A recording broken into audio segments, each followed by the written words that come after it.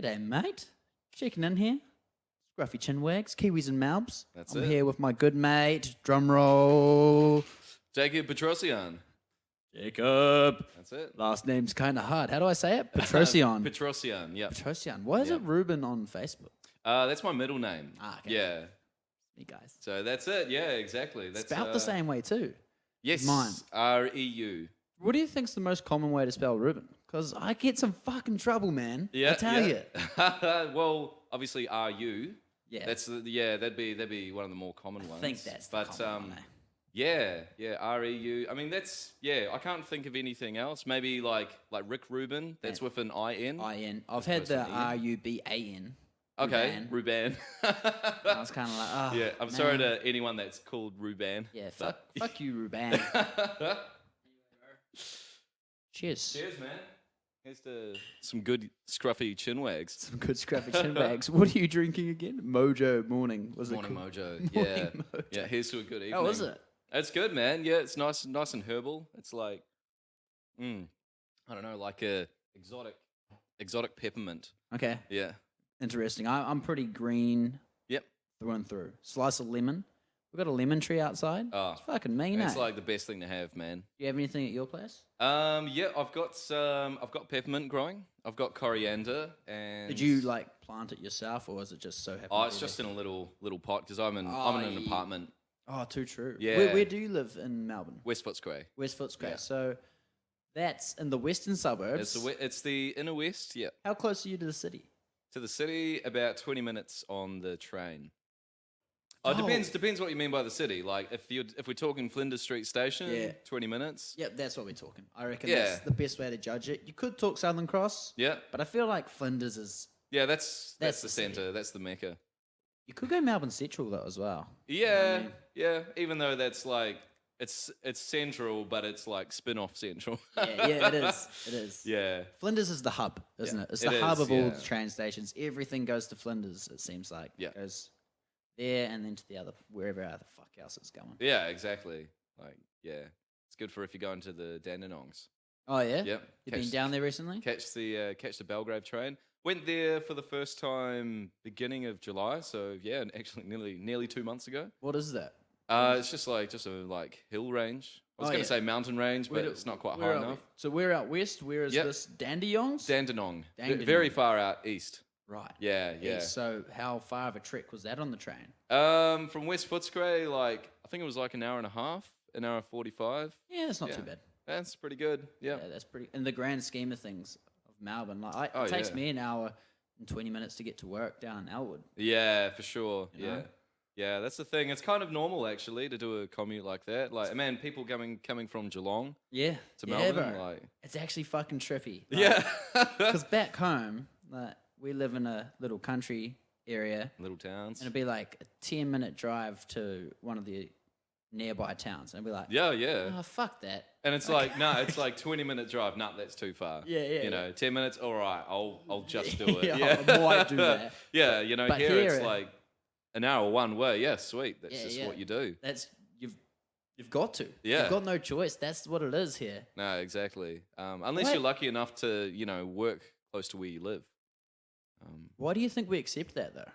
Why do we think we accept that? Well, I guess in a similar way, it's kind of like here, I'm paying like 300 plus a week to stay in my place. I would have never dreamed of doing that back home. I was like 150. Nah, that's way. That's my limit. Anything more than that, right. I'm not paying it. But I don't know. It's kind of like because we've moved here, we're willing to spend the extra money just to live here because, it's where it's at. Like for us in our lives, We're also earning more, I would say. Yeah. I mean, I'm working more hours than I did back home. True.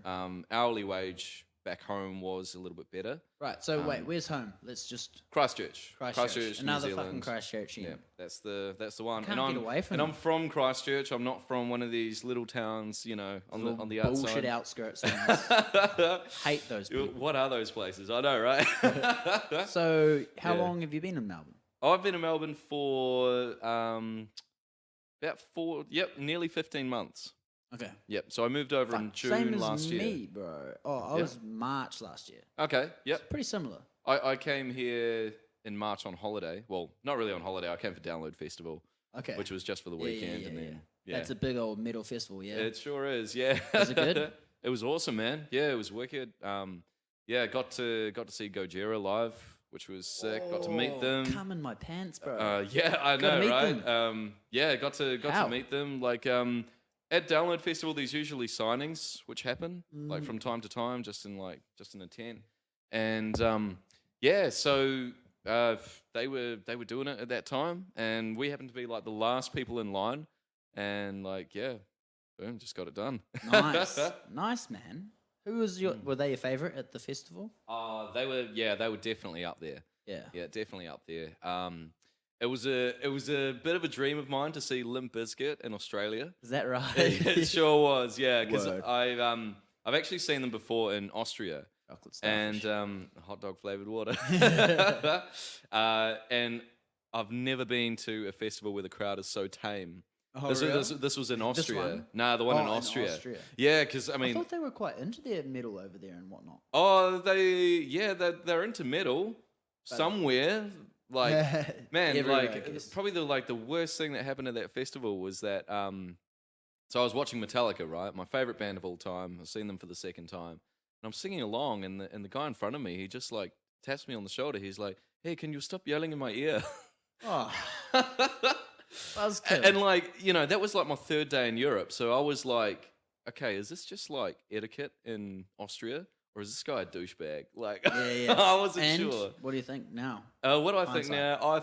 I think he's a bit of a d-bag. Pretty, Okay. pretty tame. Yeah. Fuck that guy. Well, I mean, actually, it's hard to say, but maybe I'm just not compatible with the Viennan culture. Viennese, sorry, that's what they call it there. How long were you in Europe? I traveled Europe for 3 months in 2015. Okay. Cool. Yeah. By yourself? By myself. Have you done much travel in groups as well, or?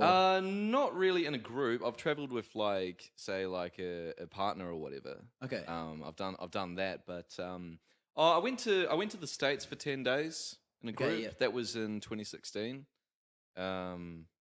Yeah. So apart from that, I mean, occasionally like I'll meet people like in the destinations that I'm going to, but like yeah, I mean Europe's like that was the biggest travel that I've done.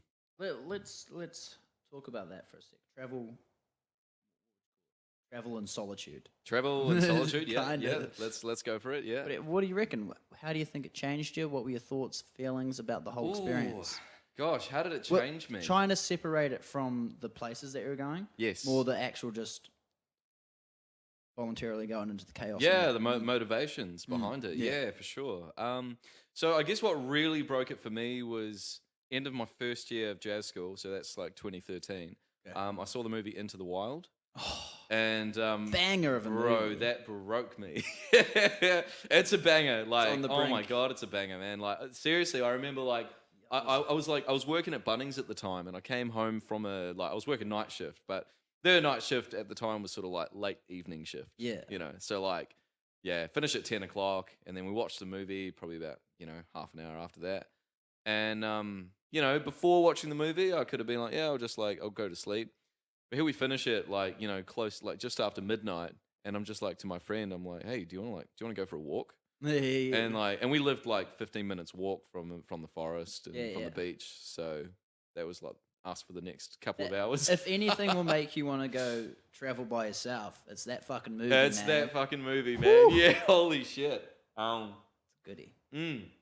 So, I mean, I'd like to say that was kind of like the only thing which made me do it. I was going Let's be there, realistic. to meet a girl over there who I'd been seeing like, for a while, like back in New Zealand. Where was she from? She was from Europe? Germany. Ah. I Yeah, see. yeah. So that's what brought me to Germany, and like we spent about 15 months apart. Like so before I went to Europe, like 15 months apart. And there was like 1 month where we kind of had a little falling out and we stopped talking. I was like, oh, I'm not sure if I want to go anymore. Yeah, well, and then I fuck, bought man, that's myself tough. a ticket to Wacken Open Air, which is the biggest open air metal festival in the world. Right. And it's in Germany. Open air? What does that mean? Just outdoor.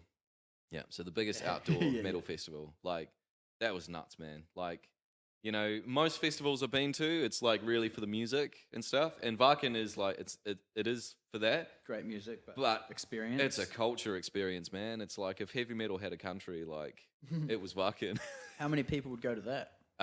So the town itself probably has about 200 people, right? Yeah. Yeah, for like, you know, 49 weeks of the year. Yeah. And then just for like this week and a bit, about 80,000 plus Whoa. people. That's a fucking big increase, man. Yeah. I was about to try to do the percentage, but yeah, no, I can't figure that out, man. Let's yeah, not do that. it's like 4,000% or something. Something crazy. Yeah, Yeah.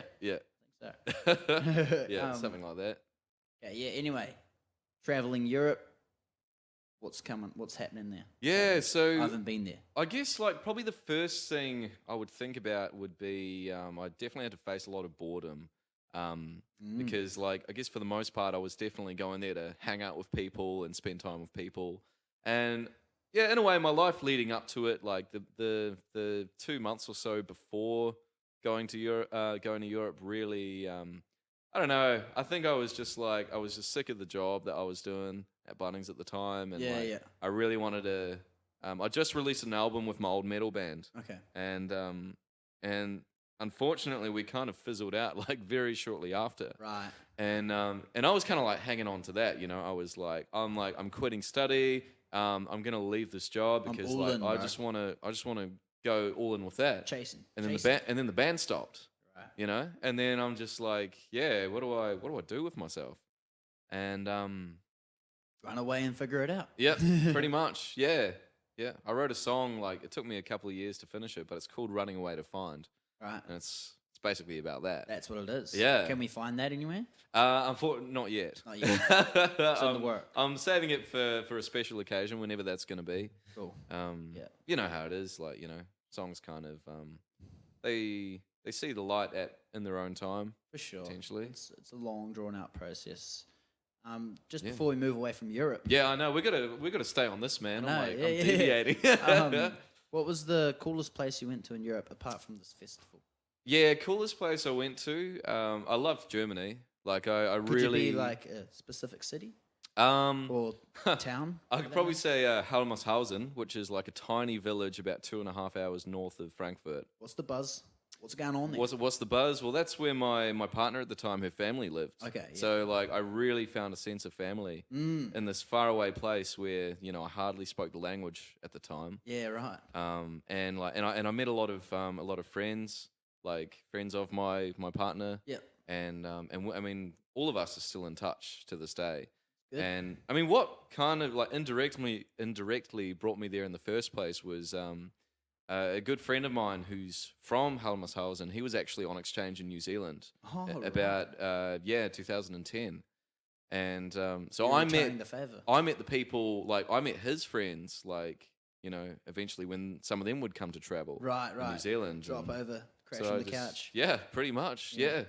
So I dropped over there and just like really found a sense of belonging. And yeah, it's just something I can't really explain. What were some of the like intricacies or the differences in family life between the German, this little house? How do I say the place? Helmarshausen. Helmarshausen. Helmarshausen. Yeah, that's it. Okay. Family life over there.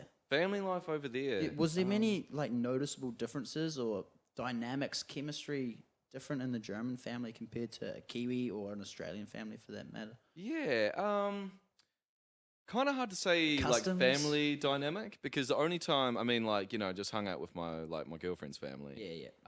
And then like, or it would just be like a whole bunch of different families coming over for a big You've only got celebration. Yeah, but like, I guess in a way, like the way I could compare it is maybe like the way young people hang out. Right. Young people is in like 18 to 22-year-olds or whatever, like specifically. So I found like I was in a town friendly, like as in friend. This is a friend culture more. Yeah, like what do you mean by that? Because 18 to 22, the way that they hang out, I would say is more of a friend-based culture. You know, whereas I don't treat my family like my friends. Okay, much. You know? Yeah, right. Also now, yeah. As I get older, it seems like they become more like friends. But back when I was Yeah, 18, okay. 22, I was kind of like a little douchebag. Yeah. You know, the douchebag phase is it's a given. Thing. It happens. Yeah. Yeah. Yeah, I guess in that respect, no, I mean, yeah, it's different with every family. Yeah, different with every family. Like, this thing I noticed though, like when I was in a town called Heidelberg, and this one is about an hour south of Frankfurt. Mm, Super cool, really cute, like student town. right. And yeah, I'm just hanging out with a bunch of people my age. I was 21 at the time, and I just found it so like nice and like kind of strange that like when it came to having dinner, all of us were sitting around a table, and there was actually like really good food. You know, it wasn't just like get a slab of like the cheapest beer you can Yeah. find and just like some chips and dips in the corner Yeah.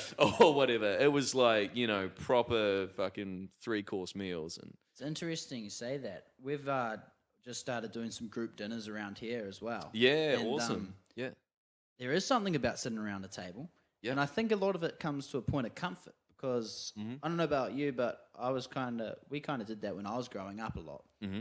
And then it just kind of fades with age because you're like, well, fuck, do I need to sit here or can I go sit down on the couch and watch TV, bro? Yeah, for sure. And Yeah. then you go flatting. And it's like, we don't have a fucking table, bro. Yeah. Yeah, so true. But Man, then- like for me, that sort of the whole thing about going away to watch TV or something, that was pretty early on for me. Like Mhm. yeah, so sitting around the table as a family, that yeah, it sort of came a bit later. Yeah. Yeah. And it's something that you can get the subtleties of community, Mm-hmm. I'd kind of say. It just really brings out a different side of you, and it's generally positive vibes. Oh, And it's yeah. good discussions Yeah. as well. And something about sharing food as well. Yeah, that's huge. Because everyone needs food. Yeah. So let's all tick off a box at one point in time. It's Yeah. almost like you're achieving a goal together. Oh, yeah, well, absolutely. But like, yeah, like what you said, like, of course, like we need to eat, food's it's compulsory, man. Yeah. And yeah, that's the thing. Like, food, like, 99% of the time tends to put us in a pretty good mood. Yes. So, it's pretty reliable. In the same way that like, a glass of wine or a beer might just sort of help break the ice a little bit. Yeah, Like, yeah. food is definitely something that's going to bring people together. It's like fire as well. Mm. Campfire, bonfire. Fire is trippy, eh? Yeah. Magical. It's like the oldest television, man. Oh, I like that. Yeah, I it's like the that. first television. Wow. Yeah, or maybe like Reflections in a River is like the first True. reflection. Yeah. True. But I mean, it is. You could make a pretty good case that kind of the age of man started with With the invention fire. of fire. Yeah, well, No? definitely. Yeah. I mean, particularly like the way that man learned how to manipulate fire and to actually trigger Totally. it. Totally Instead of just seeing it as a thing like, oh, this bush is like really hot. But it looks kind of cool, More of a maybe scary that's what they thing, thought. In the same way that we look at snakes Yep. and any other predator for that matter. Like fire is just kind of another predator, I think, that we learned how to tame. Like we look Yeah, at it for in sure. amazement, and we'll kind of be like a deer in the headlight shock and be a bit in a state of awe. when we Yeah, look at yeah. it. But back in the day when they were like, "What the fuck is fire?" Mm.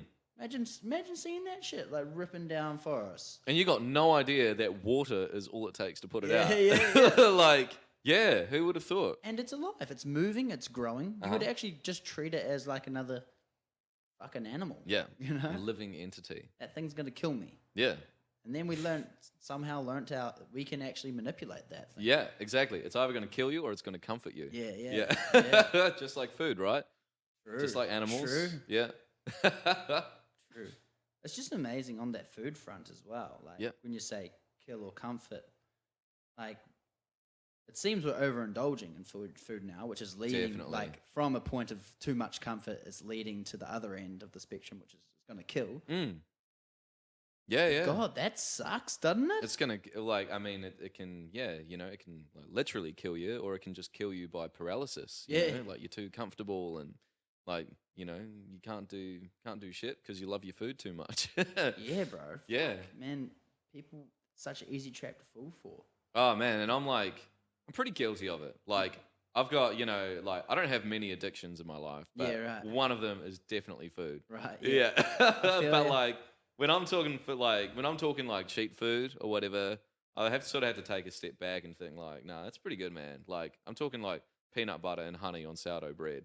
Yeah, Like I'll go to town on that shit. bro, that shit will get you going. Yeah, exactly. So cheap, man. I'm trying to like cut bread, rice, and pasta at the moment. Yeah, good. Cut Yep. back on the carbs. Yep.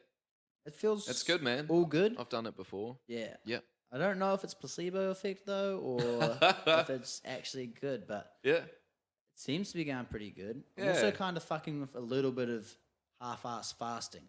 Oh, You yeah? fucked with fasting? Yeah, I've done it. Yeah, I've fucked with fasting, man. I've done a bit I've done a bit of fasting in the past. So I remember I used to work with a guy like this was at Bunnings. Like I just love like the kind of characters you meet out of like seemingly mundane jobs. Yeah, right. Yeah. The best type. Oh yeah. So this guy, he was just like super clued up on nutrition, food, exercise, like all that kind of shit. Like this guy was my guru for like, definitely That like jazz, the yeah. year that I worked with him. And he talked to me about fasting because at the time I was at jazz school and must have been like middle of winter. So in winter you naturally want to eat a little bit more, Yeah, be yeah. comfortable. And I think at jazz school like I found that I was just like eating lots. And then this guy talks about fasting and I'm like, man, like I'm eating lots. Like how the hell can I like just like, cut that? Stop eating lots. Yeah, stop eating lots. And I decided to give it a go. And so I for a little bit I was doing like 24-hour fasts like once a week. Yo. And that was crazy. Like that was surreal, man. It's Yeah, like man, I haven't fucked with that. yeah, that's hardcore. Like it's you learn that you don't actually need as much food as you think you need for starters. And you get really productive because you're not spending all this time like cooking your meals. Yeah, hard. True. Like I mean, probably spend about 3 hours a day on food, yeah, really. easy. Yeah. And that's 3 hours of Totally, the man. waking day. You got 8 hours out for sleep. That's 11 hours. Yeah, well, if you're lucky. Then if you're eating more, you're pooing more. So So there you chuck a go. wee 3 hour shit in there. Mate. Come on, 10 minutes. 10 minutes. In and out. In and out. Yeah. That's it, bro. Don't go if you don't need to go. Yeah, Like, yeah. Just go when you go. Just let it just fucking go. turtle here. Let it fucking go. But you got to be careful though. Make sure you're not going anywhere. Make sure you're not going anywhere. Like if you're pushing the boundary on your poo, you've got to make sure you're within toilet distance. Oh, You know, yeah, if you're yeah, going no, on a walk definitely. or something, you're like, here it comes. Yeah. Fuck. Fuck. Yeah. I think that comes down to like, be careful what you're eating, like food Definitely. hygiene. Definitely, bro. Yeah.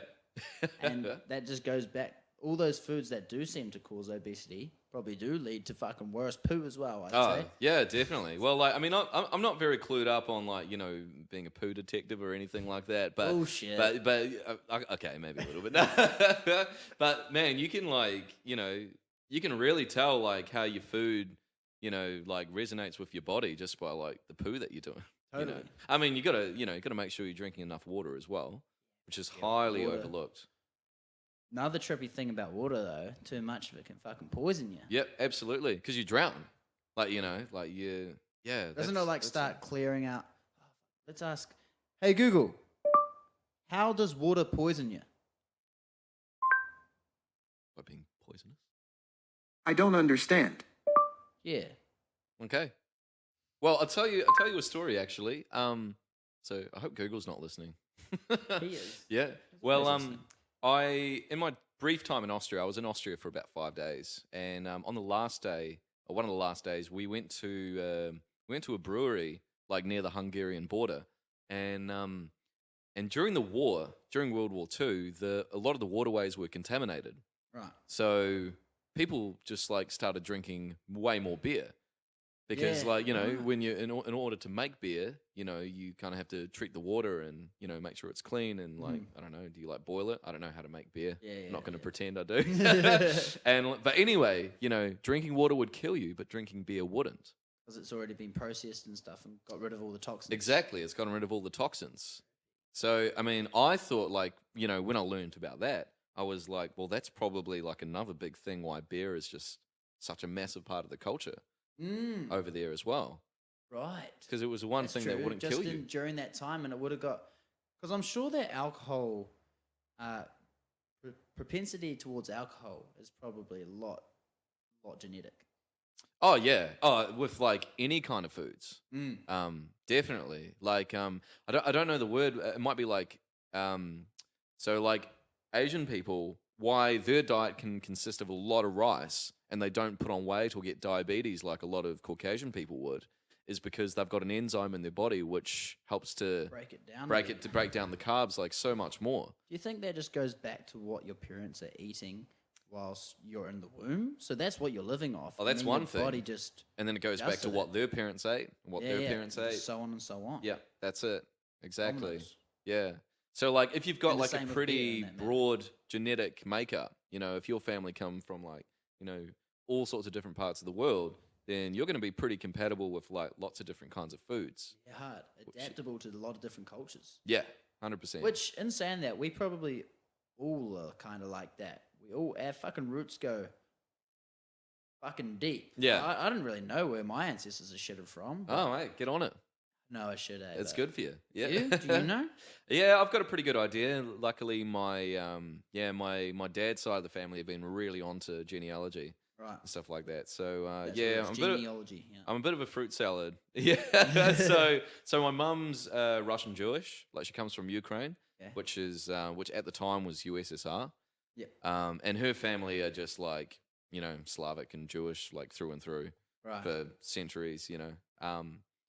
She like first generation Ukraine, or and then she moved to New Zealand, or her Well, parents? so I couldn't tell you, like, because I don't know much about her ancestors. Because a lot of my grandparents' family, like, they were all killed off, like in World War II. Yeah. Like a lot of them, like my grandma was orphaned when she was 2, so like, yeah, it's pretty Horrid.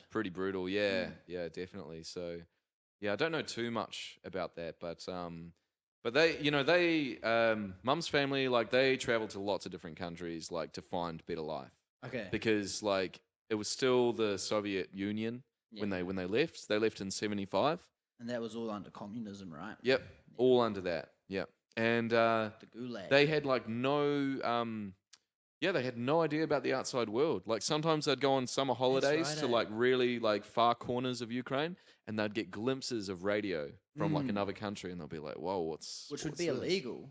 Yeah, You pretty wouldn't even much. be able to go back with that knowledge if you had heard that. Oh no, no. Well, They the would thing be is, they imprisoned. escaped. Like, so they didn't say like, right, we're immigrating to Israel. Like, they were like at gunpoint and like Yeah, all we- that kind of shit. Fuck, bro. So That's crazy. Yeah, man. Yeah, yeah. Was that your mum or That's your mum's grandmother? family. Yeah, Okay. yeah. So the whole family. So yeah, mum's got one brother and then Wow. the parents. Yeah. So Have you heard many stories about that shit? Is there any that you can share with us? oh, that shit fascinates I mean me. that's about it really. Like Yeah, they were like basically on the last day they were in Ukraine. They're held at gunpoint by KGB. yeah. Yeah, so the Soviet Federal Police. Yeah. Apparently, apparently the KGB were just like going down the street and they were like, right, get out of here in 5 minutes, otherwise, like, we're gonna fucking shoot you. And that was it, man. So they just Like, fucking they boosted. bolted. Where did they go? Train station, I guess. They ended up on a train somehow. I And think they trained to like Germany, maybe. Okay. And then they went to Israel because that was the easiest place for Russian Jews to immigrate to. So they were there for about 5 years, and Mum lived in what's called a kibbutz, and then a kibbutz is like So- it's like a mini, like, you could say, communist village right. where kind of everyone works for everyone else, but it's not a big scale thing. Yeah, it's a bit easier to fucking maintain. Yeah, much Right. easier to maintain. Yeah, and I've talked to a few people that have lived in kibbutzes, and yeah, you know, it's it sounds like How you know many not people too bad. would be talking in a kibbutz? I couldn't tell you actually. It's probably something for Okay, let's old see what mate. he's got, eh? Yeah. Hey Google, how many people would be in a kibbutz? On the website jpost.com, they say, today, Keturah boasts many members, in fact, the largest number in its history, with 167 members and about 500 who live on the kibbutz. To find out more, look for the link in your Google Home or Google Assistant app. Well, thanks, mate. Yeah, that's pretty There good. you go. So that was Yeah. up to 500. Up to 500. To your health. Yes, to my health. To our fucking... To our health. To our fucking health. Cheers, bro. Hell yeah. Thanks, Google. Yeah, really good. Oh, well, that's fucking crazy, man. Yeah. Yeah. So that's your mum's side. And That's then mum's side. So did you know a little bit about your dad's side, or? Yeah. So in terms of traumas, I think not quite to that intensity. Yeah. Not so. What about lineage? Not so Let's recent, go. anyway. So yeah, lineage. Dad's mother. Dad's born in Christchurch. Dad's mother is maybe like second generation Kiwi, I think. Her family just kind of goes back to like English, Irish, Scottish. Your like, standard. Pretty standard. Your standard NZ roots, eh? Yeah, that's it. Yeah. I'm pretty sure I've just got those standard ones going too. Yeah, probably. Yeah, be good to find out though. I Cause, should look man, into it, shouldn't I? You might have family in Scotland. I'm just assuming because you're think- from Otago, I think it is Scottish, yeah. Yeah, right. Yeah. Well, there you go. Scotland.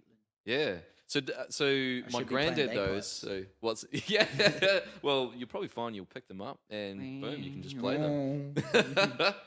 So my granddad, so dad's father, he was born in Indonesia. Huh? So he's Dutch Indonesian. Well, actually, his mother was Dutch Indonesian, a little bit of Chinese in there Right. because her Ah, father for was Salvador, Chinese yeah. or something. Yeah, but my great grandfather, he was Armenian Persian. So he came from Iran. For whatever reason, moved to Indonesia from Persia. Okay, yeah. I don't know why, but that's where the surname Petrossian comes from. Ah. Because you can tell an Armenian surname from a mile away. It Yeah. always ends with Ian. Like, look at all the guys from System of a Down. Serge Tankian, Yeah. Darren Malakian, Kim Kardashian. Oh shit, true. I've Yeah. never even thought about that, to be honest. Yeah. Fuck, Yeah. That's good. So Well, that's about you. all I know. Yeah. That's you, man. That's me. Yeah. Well, on that note, we might have a little bit of a break, All right. and then we'll clock back in soon. Do you have a recommended tune for the kids back home? Recommended tune for the kids back home. Oh, all right. Well, I guess we were listening to a bit of these guys today. Go for Gojira and Silvera. That's it. Some hectic shit. I love it, man. It's good. Oh yeah. Righto. Catch you soon, Tim.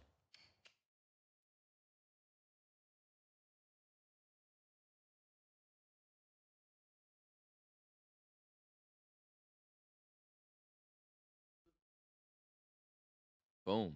Back in action, team. We be back. We're back. We got some serious Gojira going. Oh yeah. Hell yeah, I did. How do we snacker? Feel pretty frazzled. Okay, part two. Part I'll two. kick it off with a curious question. All right. You ready? Go for it. What is the most impressive thing that's happened by a human ever? Well, I'd probably say fire, Okay. for yeah. example. Yeah. I think yeah, that's the first thing that comes to mind. Yeah. I guess another thing is like how men have managed to build cathedrals. Yeah. That's There's some another crazy thing. Okay, now architecture here we in go. Pyramids. Oh, There you go. yeah. That's Boom. amazing. How the fuck?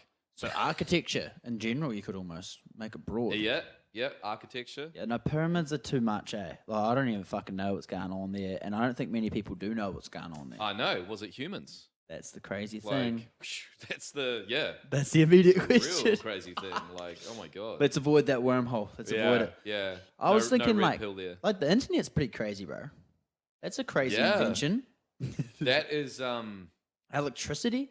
yeah. I mean, electricity. Like kind of similar to fire in a way. It is. Besides for being So replacement, elementals. kind of. Yeah. Well, it's in a way, it's working with the elements. It's working with the natural elements, being able to manipulate that and put it to good use. Totally. And same deal. Like we know that contact with electricity in a certain way is probably going to kill us. Yeah. But yeah, we can harness it to create all these lights and fucking oath. you Be able know, to make record these this. podcasts Yeah. happen. Yeah, exactly. Yeah, everything that we love. Yeah. Kind of. Most things. Most that things we love. Yeah. Apparently, don't Falling we, down that hole a little bit. too much, don't we maybe. have a bit of electricity in us? Oh, we probably Or got a like- little bit of a magnetic field around us or some bullshit, don't we? Yeah, I don't know. I fucking got know. to get a physicist on board here. Physics in general is pretty fucking amazing. Yeah, I mean, like physics. Of course, it's like fucking. Kind of sorted everything out. Well, it's just like it's putting words to things that we kind of already know, Yeah. but we don't know how to talk about them. Because I think there's really a lot to be said about intuition, but how much of this, like the stuff which comes to us intuitively, do we actually know how to explain? And that's the beauty of science. Science actually puts terms hard. to all these things in natural order. Makes it explainable way. Yeah, yeah, totally. That's what I found a lot with bloody Peterson, bro. With Jordan Peterson. He says those things that you already know to be true. Yep. But he says it in a way that just makes it all click. Makes it all sync together. Putting that last piece of the jigsaw in there. And it's like, oh, that's right. why I do that. That's why I've been wasting my life. That's why, like I'm unhappy because I don't incorporate my shadow. Reason 1, reason 2, reason 3, reason 4, reason 5. Exactly. Whatever it is. Yeah. Whatever psychological bullshit it is. When did you start listening to Jordan Peterson? I started listening to Jordan Peterson probably about 2 years ago, 2017 sometime. Yeah. I couldn't tell you exactly when. The same, bro. I know that I started listening to him, or like I had a few people recommend him to me, and I didn't get into him immediately. But then, I don't know. When the student is ready, the teacher presents itself, and then he, his videos started coming up, and just like really. Do you remember what you started with? I can't. I want to say it's him actually just like destroying people on live TV. Yeah. But that stuff that's like that stuff's not like definitely not what I'd go to him for now. No, because no. like But that's it's funny, still great. it's entertaining. Still great. It's like it's great, yeah. But like it's just like, well, I can see other people like get put in their place, or I could just get stuff which helps, improve myself. Mm-hmm. So like, I'd have you much seen rather that go for that. Porton Jeterson versus Jordan Peterson? Of course. God, that's a goodie. Joe isn't it? Rogan meets Rogan. Yeah, that's good. Dude, as I think that. I showed you that video. I think you showed me. I think you you that actually might have. video. Is Yeah, that yeah. the Porton Jeterson one? Or Yeah, the, yeah. Yeah, fuck. Yeah. You might have, man. That was probably after I met you, I think. Yeah, it would have been. Well, Actually. it would have had to be. Yeah. But like Yeah. the night I met you and then got that bad boy the next Oh, morning. yeah. Okay. Yeah. Yeah. We can look. Good look way back to on consolidate Facebook. my friendship there, sir. Oh, exactly. I know, right? Had a It's bit just of like Peterson laugh. off Fuck the yeah. bat. Yeah. Hell yeah. But Yeah. he's good. Yeah, Have you- but I think it's I think more recently I found myself getting a bit more interested in who influenced him. So Carl Jung, for example, Same, bro. in the last couple of months, I've been deeply fascinated by archetypes. Archetypes. The Crazy, shadow isn't it? is something that's always fascinated You can me. actually just think about everything in archetypal form if you Oh want. hell yeah! Especially movies, bro. Yeah, Like, movies are like just archetypes. the display of Yeah. archetypes. People are literally That's- being an archetype. That's all the for movie us. is. Yeah. And we love it. And I think that's probably why we love it. Yeah, exactly. Because like somewhere in us, the archetypes are present, Yeah, bro. and seeing certain characters brings out those archetypes in us. It's definitely a valuable lens to learn how to use. Oh, when you're yeah. in life. Yeah. You can use that lens to view how people are acting around you. You can kind of like, it helps you work people out Mm-hmm. a little bit. You're like, oh, they're kind of playing this role or simulating this character. Even if they're not consciously doing it most of the time. Yeah, yeah. It's like they're kind of representing the values that a certain hero does, or Mm-hmm. they're doing some certain fucking malevolent things that maybe not the good villain, but like the well-developed villain. There's a strong the Yeah, tyrant. yeah, exactly. Yeah, definitely. And obviously, everyone's got sides of each archetype, and Oh yeah. it's displayed through different parts of their life and in different circumstances and whatever. And that's kind of what emotions does. Emotions kind of play off our archetypal representations that we portray to the world, I think. But Oh yeah. Well, that's it. Like different archetypes carry like specific emotions with them. yeah, Hell, hard. we could just be like, there could be the Jacob archetype and the Yeah, Reuben one. totally, It's- totally. It's like, yeah. And what's that made of? that's true. I mean, and to use the movie example again, is that what people are doing when they're acting out in a biopic? Like Ray, when Jamie Foxx was acting out Ray, was he playing the Ray archetype? You know? Yeah, yeah. Oh, fully. If you really want to like, It's a true kind story, of like yeah. put that box on it, put that label on it. Mm-hmm. But yeah, then the kind of one thing which switches me off from that is that like we have pretty big personalities, broad personalities, and it's very hard to narrow it down to that one thing. Oh, we're fucking so complex. Yeah, we're more exactly. complex than we know ourselves. Yeah, you know? gosh, yes. We don't even know ourselves, really. Well, Like, we spend. I believe we spend this lifetime, figuring that out, trying to. and then pass the That's torch what makes to the it next fun, one. Hell you know? yeah. I think that's the journey of wisdom. you Yeah, know? if you know everything, what's there to learn? Yeah. Boring. Yeah. Just like, go be something that's fine. Go be a flower, Yeah. Like, Some people would like to think otherwise, though. They would like to know everything. Yep. And that's kind of a state of ignorance as well. Because yeah, well, that's it. if you're willing to say that you know that you've got everything sorted out, like you're being ignorant of all the things that you don't know and all the things that you should be working on. Well, that's true. Yeah. I mean, it's it depends what you know, because it depends how you view it, because there's intellectually knowing something, and then there's intuitively knowing something.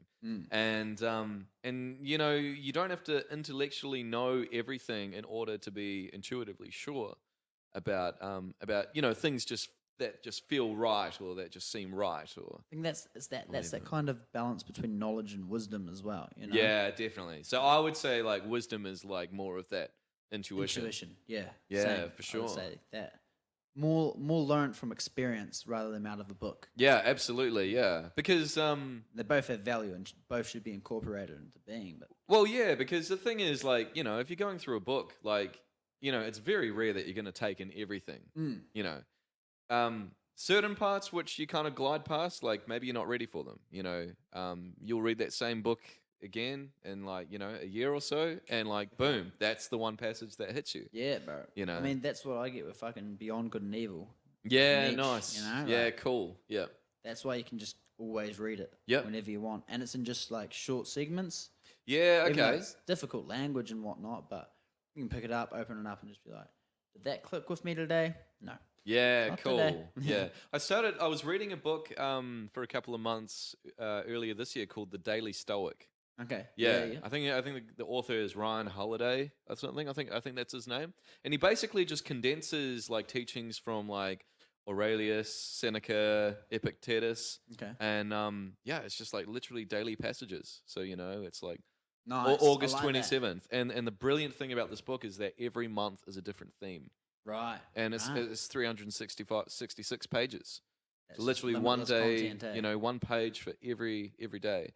And so that used to be a part of my morning routine, where it's like, before heading out to go to work, just like read a verse. Take a wee You're like, passage in. okay. Yeah.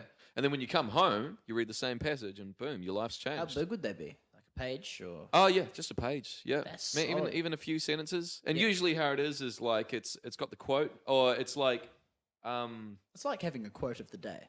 as It well. is Yeah. 100%. That's it. But so you got the quote from the Stoic teacher, and then you've got a passage from the author himself, and he's kind of okay. condensing it in a more contemporary. Articulate language. it in a modern way. Yeah, exactly. Yeah, Which is kind of crucial. And once again, that's what Peterson does as well with all his fully. influences. Yeah, absolutely. Modernizes all those learnings, and especially with the Bible and stuff, bro. Oh yeah, like Jeez. man, yeah. Speaking of that, I briefly started to look into Christianity maybe about four years ago or something. And I really learned a lot out of it, which I never picked up growing up, and it was quite cool to, just kind of see this isn't all just like real cultish, it's yeah. like there is actually some. 'Cause that was definitely some my gems view in there. growing up as well. Mm, mhm. And I always had the view that this is a scientific literature. I thought The that Bible is. Yeah. Okay. I when I was growing up. When I was Whoa. chief. Calm down, Fluffy. He's gonna go. But yeah, when I was growing up, I was just ignorant to what the Bible was and had like a certain bias against it. Definitely, You know? yeah. Just I had because that I was as like, well. that's just stupid, bro. Yeah. Like, it doesn't make any sense. No one lived for 600 years. No one lived for 600 years, bro. Yeah, yeah, Just for sure. really picking out the stats, like, and tearing them apart. more. Yes, yeah, man. If you read the Bible as a textbook, you're gonna have a hard time. Yeah. It's not scientific. It's more like metaphysical way. Yeah, fully. It's metaphorical. there are some It's a story. It's just the story of human existence, kind of. at And that I haven't actually point of time. I haven't actually fucking read the Bible at all. But Yeah. I've just watched Peterson going through doing his lectures where Oh, he yeah. spends 2 hours dissecting one fucking paragraph. Yeah. You know? Amazing, right? Like, prior to getting into Jordan Peterson and especially before reading 12 Rules for Life, I always kind of viewed ancient texts from India. So maybe the Upanishads or the Bhagavad Gita or just other teachings from around the world as real esoteric and mystical and really fascinating. I didn't quite view that with the Bible. But Same. Peterson made the Bible esoteric and mystical. What does esoteric mean? Yeah, esoteric is just kind of out of this world, Okay. airy fairy, Yeah. wooey, love that shit. I was the same, man. Ancient Greece always fascinated me, Yes. and then Buddhism did as well, Yep. and so did a lot of those other ancient texts that you're mentioning. Yeah, for sure. But for some reason, I just gave them a pass and was just the Bible's nah. No, The it's Bible's religion.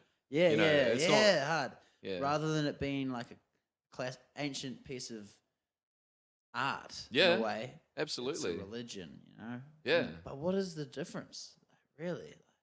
What's the difference between ancient art and religion? Well, I mean, religion is just something that's it's got a label on it. It's an organized group of people, and there's there's a culture. There's culture within religion There is. as well, and mythology doesn't have that because mythology or something that's just the text. Yeah, it's just the yeah, art. right. It's we don't care who wrote this shit. That's true. We just want the story.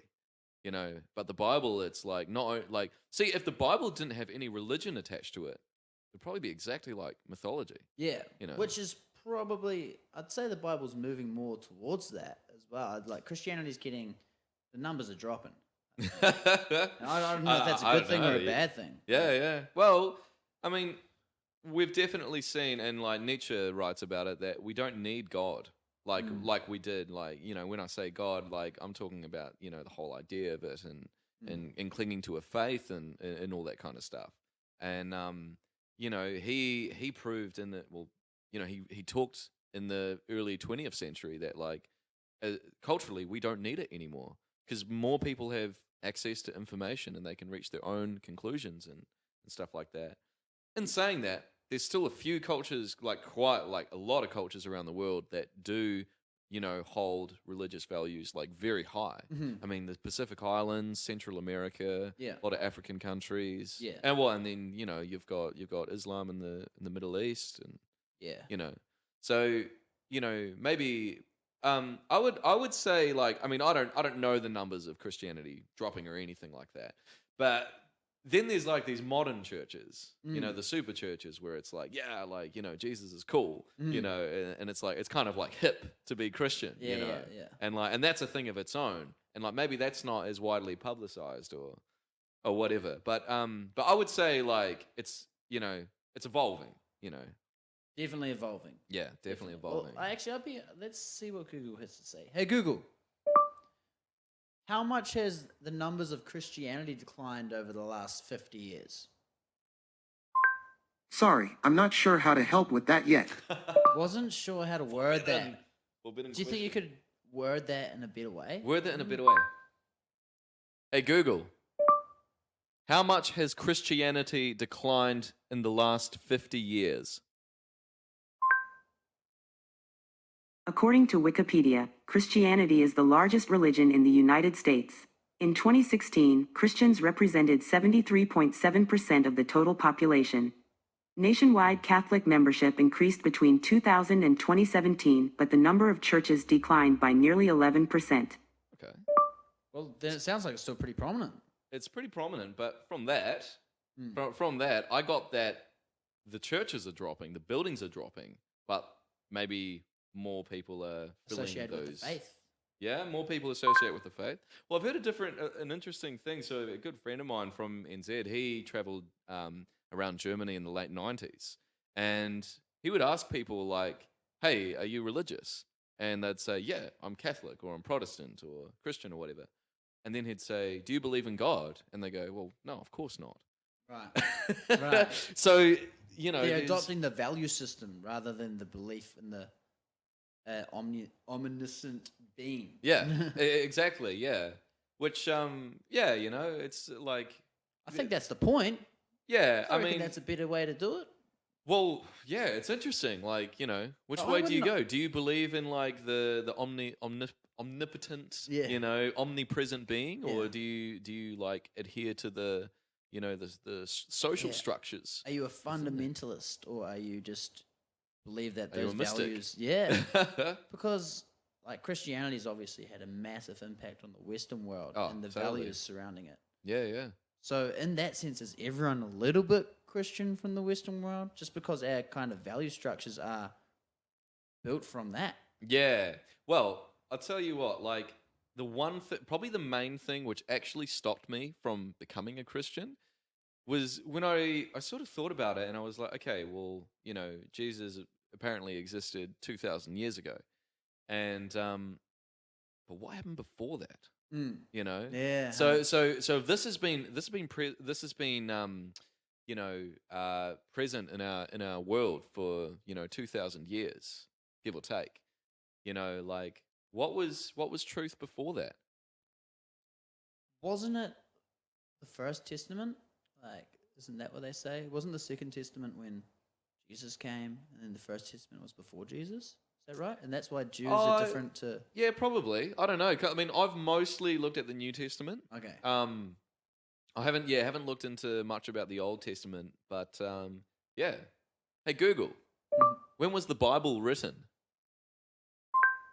On the website bbc.co.uk, they say, the Old Testament is the original Hebrew Bible, the sacred scriptures of the Jewish faith, written at different times between about 1200 and 165 BC. Oh, okay. The New Testament There you books go. were written by Christians in the 1st century AD. So that's the first Christian text. There we go. Yeah. Yeah. So before Christianity, we got Judaism. Yeah. Which- So that's what Christianity evolved from. Yeah. That Jesus guy must have been pretty big. Mate. Modern, he's an ancient Peterson. Yeah. You know? That's what he sounds Slamming like. the truths. Yeah. Oh, man. Yeah. Religion. Bang. Crazy thing. Just to recall on what I was saying a little bit earlier and how I had a certain bias against religion when I was growing up and against the Christianity. Yep. Talking more generally about biases, how do you think that they develop? Do you think they're mainly just a consequence of the environment you grow up in and the peers you hang out with? Yeah, definitely. It's a consequence of whatever happens in your life. Because your biases will swing in all sorts of different directions for lots of different things. And, it's like, I don't know, you on the off chance you had a bad ice cream, had a bad ice cream experience. Now, all of a sudden, you're just like, nah, like, I don't eat ice cream. ice cream, I hate that shit. Yeah, yeah. Nutri-Grain, fuck yeah, I've had that I'll with go into foods for that. sure. Yeah. Yeah. So it's it all just comes down to experience, like, like what happens in your life and then just like kind of how you respond to it, You can be like, nah, I'm not touching ice cream, or you can be like, nah, I'll give it another go. Yeah. Maybe in the winter. With the ice cream example, it's not so bad, but with some other biases, it can be a bit harder to operate in society with, Yeah, for sure. Yeah. Let's go there. Like, so what kind of biases we're Well, if talking? you had a bias against, i.e., black people, Yeah. type thing, Yeah. that's going to be a hard bias to operate with, especially now because there's such multicultural societies, and you're probably going to encounter people that are Definitely. of a different nationality. So if you have a bias against them, it's going to be harder for you to operate in the world. Oh, absolutely. Yeah. But how would you deal with that? How If you would did, deal with that? and if it Yeah. was, if you were built up, if it's been built up within you, and Mm-hmm. you've decided that, no, I don't like ice cream, Yeah. how do you Because I mean, how do you I think confront the, that? I think the biggest like difference here, and like it's great that you brought this up. Like the biggest difference here is that like you can call out an ice cream and be like you're a dick, man, and the ice cream's not going to do shit. It's just going to fucking melt, But you say that to some to a Negroid person, Yeah. it's like you know, there's a chance that like, you know, well, that obviously they're going to be affected, you know, whether they laugh at you, they walk away, they beat your fucking brains out, like, you know, Depends on the person. yeah, definitely. Sure. So then, you know, like you might have this bias, like wherever that might come from, you know, it could be like, you know, we're just a bunch of white dudes, you know, we might have other white friends who just like, you know, talk about the black kids, Just you know, talk about the adopted it. Maori kids at school Yeah, or whatever, true. you know, and then all of a sudden, like, you know, our biases are developed because like the only people we hang out with, you know, so our environment, our peers are like constantly putting down this like these people that look different, and we're just like, oh yeah, like these people, you know, they're obviously lower than us because like, you know, buddy, It's like John said so. yeah, bro, He's top you of know? the hierarchy, bro. Yeah, exactly. And you know, and then that bias can be totally shattered when you say that, you know, you treat a Māori person or a dark skinned person with like that lower Lesser respect, respect. and they teach you a fucking lesson. Yeah, you know? hard. And all But of a sudden, the only problem with that could just increase Yeah. how strong that bias is. it could, yeah. know? So I think it's like, I think it probably comes down to like how you get taught that lesson. You know, I think it's about how you age as well. yeah. I think it would be, and it's also on the journey of wisdom, you know? Fully. All that Yeah. experience, what you're learning. Well, in truth, you know, a lot of these biases, like especially like, you know, talking about the one that you know, that we're talking about now, and like thinking that another group of people are lower than us. I mean, that, you know, on the road to wisdom, I've learned that having any kind of bias like that like tells the world more about you than it does about them. You know, Totally. you feel inferior. you Yeah, know. yeah. That's your own like lack of It's like a self-worth fear, coming maybe through. it comes from a point of fear, Absolutely. You feel threatened. point of hatred. I don't know. Like, Yeah. I feel like it's decreasing though. I don't know if I can say It's that. decreasing That's an because we are intuition. growing up. Yeah. You know, it's But- decreasing within us. I mean, I feel like on a societal level. I would say it's probably not. I would say it's stayed about the same. But I would say because you've grown up, I've grown up, and you know, naturally we're not attracted to that. You know, we're not attracted to racism anymore. Yeah, right. Judging we people might on have the been. individual front is obviously the way to go. There's way difference within a group than there is between groups. So Yeah. judging them at face value is obviously the way to go. But Yeah, well, I mean, What if you're going to do that, yeah. systematically, I feel like racism has been somewhat cut out of the system. No, I'm not saying completely. It's still there. There's Yeah. still obviously horrors about the system gone, but Yeah. compared to what it used to be, like if we're using a relative framework from 50, 100 years ago, we've come a long way. Yeah, I mean, you'd argue that, like, you know, it's I would probably say that there's maybe less of a group consciousness about it. Right. So when you think about like Nazi Germany, that's a group consciousness or a zeitgeist, spirit of the time. You know, like that kind of hatred can manifest in one person, but it really takes a long time for it to manifest in a whole collective Right. people, and that's exactly what happened in Nazi Germany and, you know, many other parts of the world. Under very Well, dire situations as well. yeah, and that's the thing. It's like, you know, you can't just bag out someone. It's like, you're racist, fuck you. It's Yeah. like that racism comes from somewhere, and in totally. order to treat that racism properly, you have to know where it comes from, you know, and you have to, you know, You actually almost have to understand, like, from their point of view, why they're racist. exactly, And almost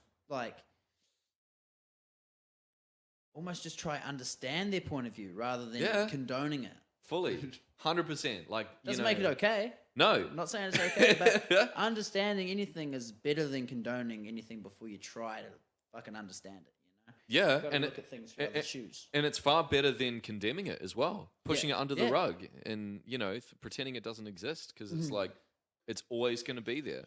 And like, you know, this racism could come from a childhood trauma that, you know, like you have no idea about. Yeah, like it could be a horrid. Yeah.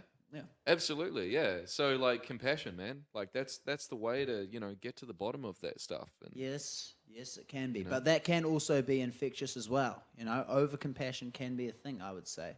When you insert too much compassion into the system, it can become a virtue signaling thing, which kind of doesn't allow for the conversation to even happen because people feel like, kind of you're circling. Yeah, you know, yeah, You're if- circling. You're trying to, you know, make them yeah, comfortable. as though they could almost, just by trying to bring up the conversation about it, they were like, well, that's racist. That you're even suggesting that that's a thing. You obviously are thinking from that point of view. It's like, Yeah. are you? I totally agree. Yeah. Are you just like being overly compassionate towards these people? Like, Yeah. I mean, that's virtue kind signaling of kind of- like, you know, why Peterson talks about why it's never a good thing to be too nice. You know, like you have to be honest, and you can show love by being brutal. You know, like, you know, on a societal level, like you could be the most loving lawyer to fucking sentence a criminal to prison. That could be the most loving thing because like that's probably potentially what that person deserves and gives them the chance to, you know, to actually change or, or whatever. And if they're not going to change, then, well, it's like any of us. If we refuse to change, we keep going through the same lessons until we learn them. I just realized that, I know, I thought the sock fell off. Yeah, I'm seeing shit, man. It actually does kind of look like a mic from Well, the that's top. it. Yeah. I don't know. I didn't see the blue in the, you know, Superman. For sure. Yes. That was a rabbit hole. Yeah, That's a man. nice little That rabbit was hole. like, yeah, we took that red pill, man. I was like, fuck doing that with the aliens because that shit's gonna be crazy. But yeah. You know, if They you're can gonna have if you're gonna take a red pill on something, like do it on something you're interested in. yeah, You know. for sure. Yeah. Speaking of which, you bought a couple of books. Sure did. You've Yeah. been reading this one. Yeah. So that first one there, I guess kind of speaking about aliens, we got Fingerprints of the Gods by Graham Hancock. So my first impression of Graham Hancock is that he's an alternative historian, but he's one that's actually pretty well researched. Okay. So, you know, he talks about like, you know, pyramid theories. First chapter of the book talks about ancient maps of Antarctica, which were made halfway through the last millennium. And actually depicts last Antarctica. millennium? Yeah. Oh my god. Yeah. So like, you know, 15th century, 16th century. Yeah. And it actually depicts Antarctica as a multiple group of islands. Right. And it's like, how the hell did people know that 500 years ago? You know? Yet. I mean, that's just Must have just some one great of the things. boats. Yeah. Yeah, mate. He's got some contacts. Fuck, that's Yeah. a big book. Yeah, massive. And the thing about this book is that it just covers so many different areas. So it's like one section of the book might be okay to you, and the next one you'll go like balls deep in it, man. Like I've just kind of covered a section which is really about flood myths. So flood myths from around the world. Yeah. So I've like, I've looked into that a little bit. Cool day.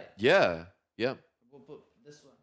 So this second book, the second book that I've brought along, it's we'll probably get there soon. It's the first I guess you could say self-help book or philosophy book that I ever read, and it's The Road Less Traveled by Scott Peck.